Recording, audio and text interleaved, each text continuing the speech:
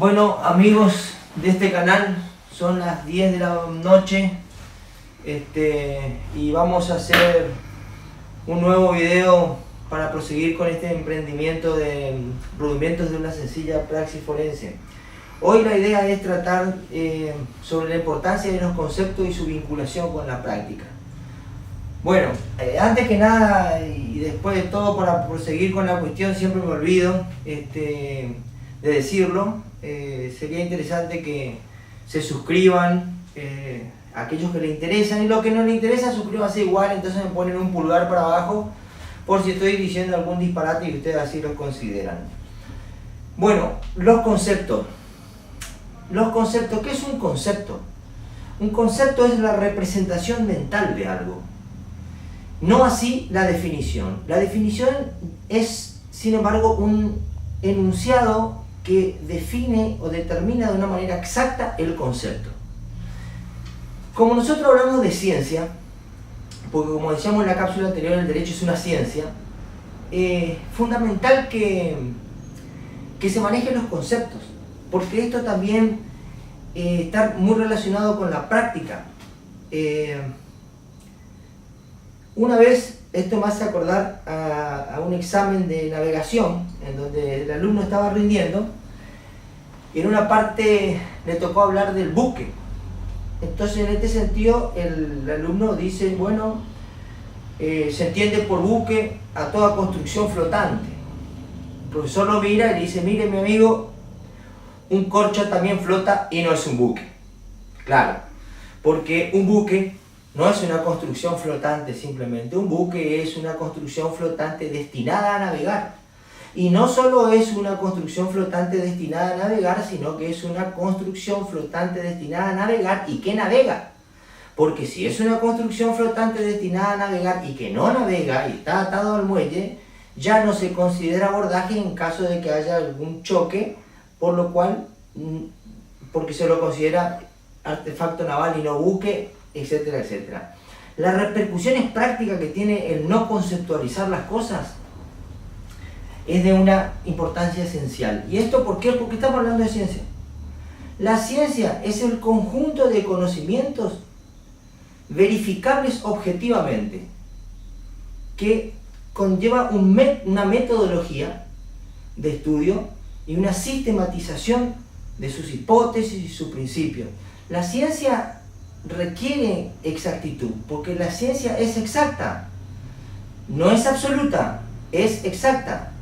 Esto es un bolígrafo científicamente. En algún momento científicamente estaba determinado que no se podía volar. Hoy se puede volar. Entonces no es la absoluta, pero sí es exacta. Entonces necesitamos conceptualizar las cosas. El objeto de este video es la importancia de los conceptos con respecto a la práctica. Porque si nosotros no conceptualizamos las cosas, en cuanto al derecho respecta, se nos va a dificultar el encuadre de la situación. Porque son dos lenguajes distintos. La práctica y la teoría son dos aspectos que que son tan diferentes y se encuentran tan relacionados a su vez entre sí. Tan relacionados y tan distintos como leer muchos libros y saber, cumplir años y crecer, o cumplir años y madurar, tan relacionados y tan distintos como la fiebre y la temperatura. Son cosas que están relacionadas pero son distintas. Entonces todo el mundo sabe lo que es,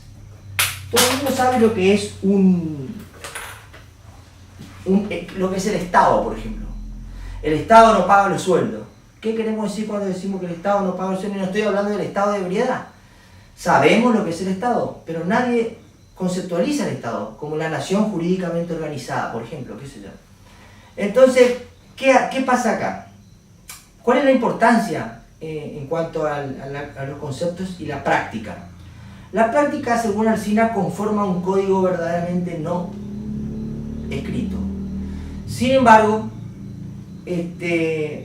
no hay mejor manera de ser práctico que siendo un buen teórico, como escuché alguna vez decir a alguien que creo que era el doctor Peirano. Por lo cual yo creo que el tema de los conceptos se involucra de una manera tangencialmente importante con respecto al encuadre de las cuestiones fácticas en la norma, ¿no? Porque las cuestiones de hecho, las circunstancias, las situaciones que ocurren de hecho deben ser encuadradas a la norma. Entonces esto funciona así. Son lenguajes distintos. Para las personas en general, que un ciudadano le dé una moneda al mendigo sería un acto de caridad. Bueno, para el abogado es una donación, para el derecho es una donación.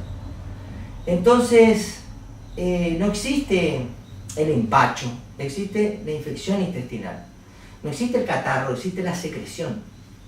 No existe la pulmonía, estarán los pulmones, pero existe la neumonía. Entonces, estas son cuestiones esenciales. ¿Y por qué? Porque cuando estamos ejerciendo, de repente entra un cliente con un conflicto, no con un litigio, con un conflicto. Y los conflictos no están judicializados, no se judicializan, los conflictos son propios de la dinámica social. Un tipo que se pelea con su novia y entra a un estudio, no tiene un litigio. Entonces el abogado es el que convierte aquel conflicto como dinámica social en un litigio. Dice, no, mirá, me peleé con mi novia, bueno, ¿sabes qué vamos a hacer? Vamos a mandar una carta de documento para que te devuelva las cosas que vos le prestaste. Genera, el tipo entra con un conflicto de la vida social que no se judicializa y sale con un montón de problemas laborales, penales y demás. Entonces, este tema de los conceptos es fundamental para saber de qué hablamos cuando hablamos de lo que hablamos, porque estamos hablando de ciencia. En este sentido, vamos a hablar de qué es el proceso, ¿no? Porque habíamos arrancado justamente en las primeras cápsulas con la relación cliente-abogado, justamente porque ahí nace el proceso. Ahí nace el proceso es una cuestión de la naturaleza, ni siquiera es un invento de los procesalistas. Cuando Dios le dijo a Adán, le preguntó si comió la manzana, ya le dio el derecho a la debida defensa. Cuando uno va a comer tiene el plato de entrada, el plato principal y el postre, uno no comienza por el postre. Entonces esto es una cuestión de la naturaleza, el proceder, ¿no? Entonces el proceso es un conjunto de sucesivas fases que involucra un fenómeno, pero el que nosotros vamos a hablar de lo que vamos a hablar nosotros del proceso judicial. Y el proceso judicial es el objeto de estudio del derecho procesal. Y acá esto es algo personal, si la cámara puede tomar, con lo que yo quiero hacer una clasificación en cuanto a la praxis forense, porque siempre cualquier libro de praxis forense termina siendo teoría nuevamente. Entonces yo el derecho, a los fines didácticos, digamos, lo clasifica así, como el derecho de fondo, que serían las normas que contemplan el Código Civil, el Código Penal y que es legislado por la Nación, por el Congreso para todo el país. Y el derecho de forma, ¿no es cierto?, que es el que lleva el fondo a la práctica, por lo cual estos están unidos acá. Ahora, esta es una clasificación que se me ocurrió a mí. El derecho de forma tiene el fondo de la forma, que sería el Código Procesal Penal, el Código Procesal Civil, en donde se preceptúan aquellas herramientas por las cuales va a transitar el derecho de forma. Y después la forma de la forma. Esto se me ocurrió. La forma de la forma, no es algo que se aprende en la universidad. Esto es algo que se aprende caminando en los tribunales. Entonces, la idea de este pequeño emprendimiento es hacer un poco hincapié en esto, en la forma de la forma. cuántas copias tiene una cédula, cuántas copias conlleva un oficio, la función de la mesa de entrada. Son cuestiones que escapan un poco al fondo de la forma, escapan un poco al código procesal. Entonces esto es lo que nosotros, en cuanto a proceso, como conjunto de actos procesales concatenados entre sí tendientes a obtener una resolución judicial, vamos a tratar de abordar. Esto es el proceso, un conjunto de actos procesales concatenados entre sí tendientes a obtener una resolución judicial. Entonces, esto es prácticamente lo que va a surgir con la demanda. O sea, con la demanda se inicia el litigio. Con la demanda no se inicia el proceso. El proceso se inicia mucho antes. Se inicia con la cuestión fáctica, con las situaciones de hecho que el cliente trae y expone cuando entra al estudio. Entonces, esto es importante para que la gente entienda que si viene una persona y Juan viene y dice, bueno, mira doctor, yo le presté mi guitarra a Pedro. Entonces vos decís, comodato. Ahí hay un contrato de comodato. Para él no, para él le prestó la guitarra a Pedro. Entonces, bueno, no me devuelve todavía. Y entonces uno pregunta, ¿en qué tiempo estipularon que tiene que devolverte la guitarra? Y no estipulamos nada. Bueno, entonces tiene 2 años para devolverte. ¿Pero cómo 2 años? Porque el comodato dice que si no está estipulada, si las partes no estipularon el tiempo de devolución de lo prestado, tiene 2 años. Por ejemplo, un ejemplo. Entonces son 2 cosas distintas. No existe el regalo, existe la donación, no existe el préstamo, existe el comodato, que es un préstamo de uso y que está regulado. Entonces es fundamental esto de la práctica y la teoría y del encuadre de las situaciones, porque si yo no tengo un concepto, yo no podría nunca encuadrar la situación de hecho en la normativa vigente. Y para todo se requiere un concepto, porque si yo, por ejemplo, digo que el instinto, ¿qué es el instinto? El instinto es una conducta, por ejemplo, el instinto es una conducta innata y transmitible genéticamente entre seres vivos de una misma especie, que hace que reaccionen ante un mismo estímulo de una misma manera. Con lo cual llegamos a la conclusión de que el ser humano no tiene instinto. Ahora, vayan a decirle a una madre que no existe el instinto materno. Va a decir, ¿cómo que no? Eso es porque no sos madre. No existe el instinto materno. Porque de hecho hay madres que matan a sus hijos. No actúan todas las madres de manera igual. Entonces, la madre quiere a su hijo. Lógico, dice la gente. No es lógico formalizado por la experiencia. Nosotros hemos decidido que a lo largo del tiempo la madre debe querer al hijo, pero de hecho no siempre es así. Por lo cual el instinto no existe en el ser humano, no existe. Es una lógica formalizada por la experiencia, no es una lógica formal. La lluvia cae de arriba para abajo, eso es formal. Entonces esto nada más queríamos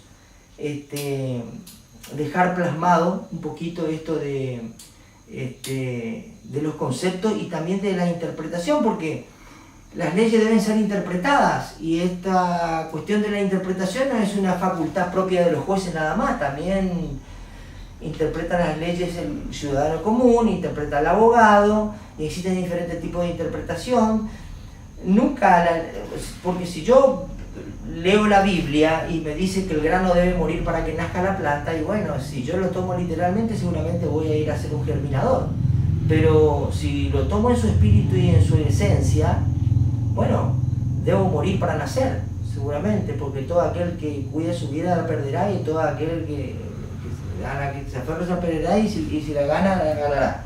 O sea, la interpretación es fundamental. La interpretación es una cosa, las letras es una cosa. Una cosa es lo que el legislador dijo y otra cosa es lo que el legislador quiso decir con lo que dijo.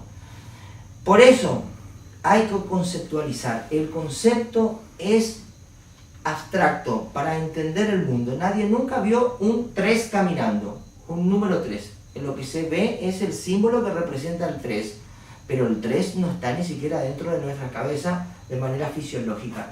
Entonces, esto de los conceptos, esto de conceptualizar las cosas, es de fundamental importancia a la hora de hacer un encuadre, porque el derecho como ciencia tiene un lenguaje distinto y también al mismo tiempo comulga con la vida misma. Entonces, una cosa para la física es un objeto material que ocupa un lugar en el tiempo y en el espacio.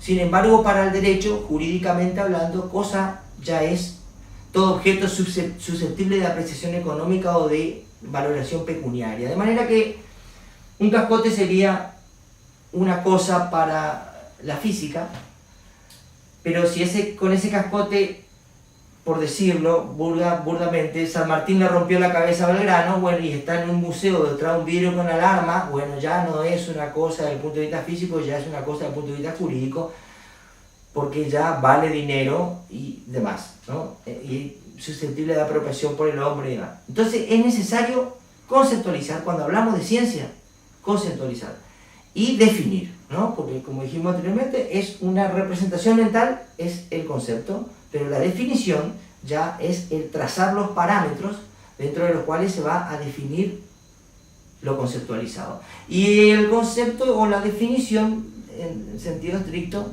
es el fin de un gran estudio y el comienzo de un gran estudio, porque se estudia mucho para conceptualizar el buque, por ejemplo, para definir el buque, haciendo alusión nuevamente a la anécdota, y después se estudia el buque, se estudia lo conceptualizado, se estudia mucho para estudiar qué es buque y después se estudia el buque.